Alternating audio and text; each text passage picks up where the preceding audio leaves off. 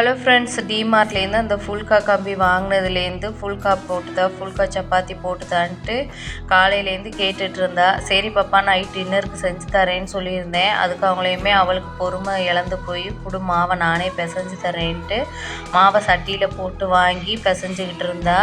கொஞ்சம் பிசைஞ்சு எடுத்து வச்சுருந்தா. அதுக்கப்புறம் ஆயில் சேர்த்து நான் இந்த அளவுக்கு திரட்டிட்டு சப்பாத்தி தேய்க்கிறதுல தேய்ச்சிட்டு ஒரு 2 மினிட்ஸ் ஒன் சைடு போட்டு வேக வச்சுட்டு அடுத்த சைடு 2 மினிட்ஸ் போட்டு வேக வச்சுட்டு அந்த ஃபுல்கா கம்பியை பக்கத்தில் வச்சு அதில் எடுத்து போட்டோன்னாக்கா சூப்பரான ஃபுல்கா ரெடி. ஒரு சொட்டு கூட ஆயில் தேவையே இல்லை, நல்லா இருக்கும். இதுக்கு மதியம் வச்ச நாட்டுக்கோழி கிரேவி இருந்துச்சு, அதை வச்சு சாப்பிட்டுக்கலான்ட்டு தான் ரெடி பண்ணிகிட்டு இருந்தேன். அவள் கேட்டதை செஞ்சு கொடுத்தோன்னா அவளுக்கும் ஒரே ஹாப்பி. நல்லா திருப்தியாக நைட் டின்னரை சாப்பிட்டு முடிச்சுருந்தோம். உங்கள் குட்டீஸ் ஆசையாக கேட்டு நீங்கள் செஞ்சு கொடுத்த டிஷ் என்னன்னு மறக்காமல் கமெண்ட்டில் சொல்லுங்கள். நாளைக்கு ஒரு வீடியோவில் பார்க்கலாம். தேங்க்யூ ஃபார் வாட்சிங். அது வரைக்கும் பாய்.